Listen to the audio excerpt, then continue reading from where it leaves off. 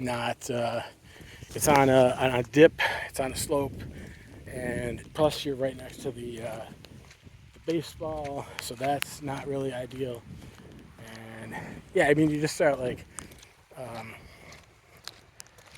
like that's how we divvy up the pie. We in our when we do our civil engineering and civic space design. It's like we divide all these like little pieces up. We do big pieces and little pieces, and when it comes down to it, it's really like um, if someone says like, oh, we need a pickleball court, so they figure out a way to do it. Maybe they change the tennis ball courts. Um, so like that, but like the community, someone in the community, if not like multiple people in the community, like have to like get together and be like, this is what we want. And then they're like, well, we can't. There's only so much we can do, and then if you keep doing it for like 2 years, then finally someone's like, well, maybe we can do something.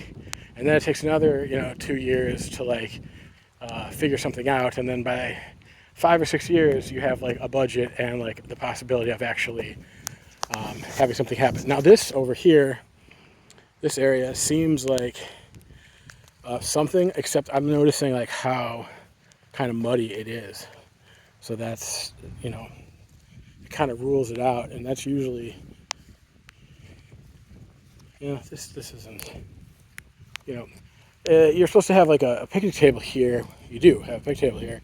So that kind of, that's in a way that, like I said, it's like reading the land. It's like, all right, well, if you have a pickle table, a pickle table, if we have a picnic table here, then maybe some skill out in that direction over here is possible.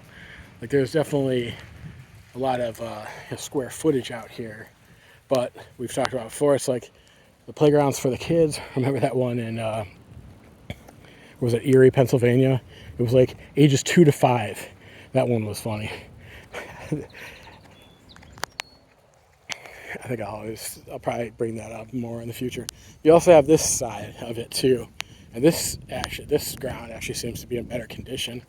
But see, to me, I would say this is too close to the playground already.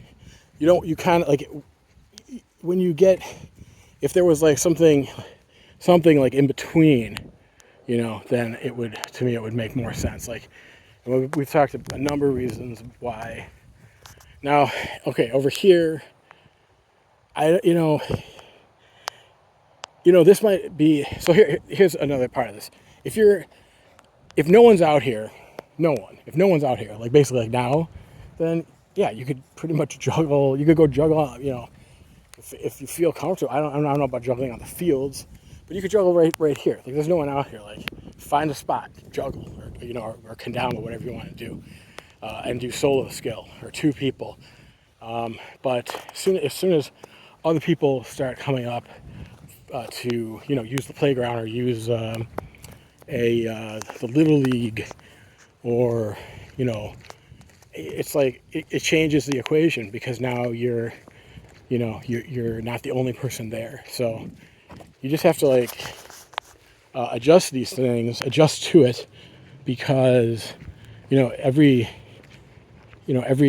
element like kind of adds its own conditions. And like you don't, one of the things about the playground is like, well, the kids and the parents like come up, oh, what's this kendama, what's the hoop, and it's like distracting for you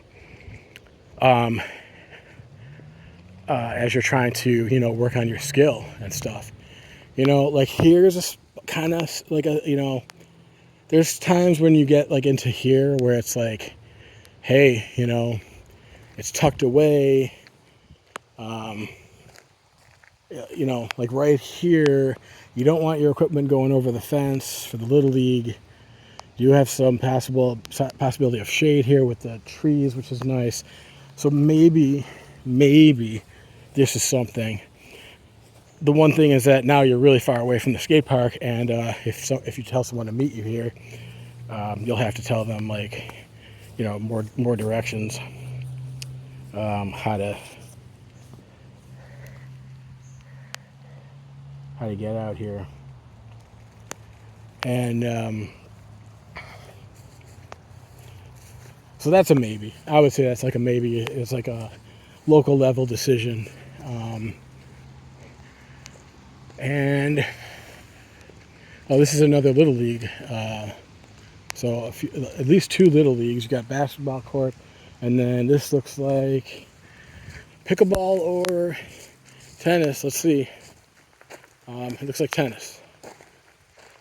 Pickleball has not hit Calais, Maine just yet. And they probably have the pickleball somewhere else. Pretty much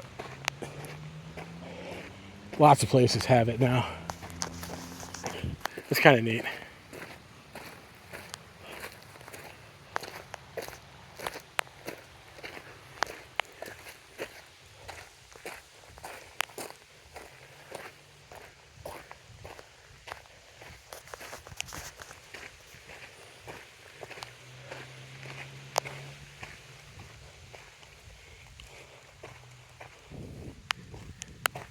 Yeah, so you get out over here. This is going to be like a maintenance kind of area, or I guess more parking for the tennis courts.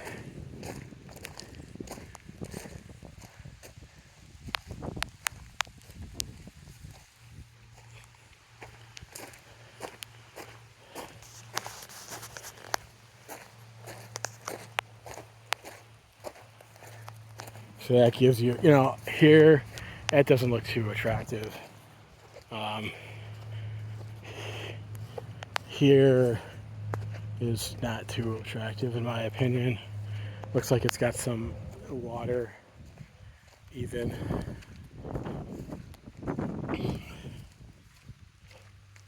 Yeah.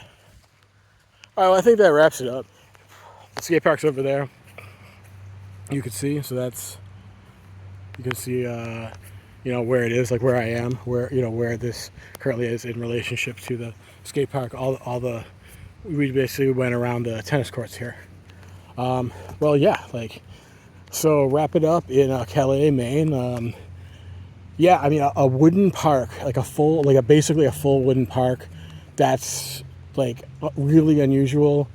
It looks like they made it really well with all the components. So, I think that if someone said, "Hey, I heard there's this fully realized wooden skate park," I think the first thing I would think is yeah, but is it, is it built well? Is it, is it falling apart? And I think that this one is built well and it is not falling apart. So that's really neat. And I think that'll stand out for anyone who's looking at skate parks and wants to, if for some reason they're interested in a wooden skate park. And maybe, the cool thing about it too is that, if you came down here and, looked at it, maybe you could probably build these things, or maybe find out how, contact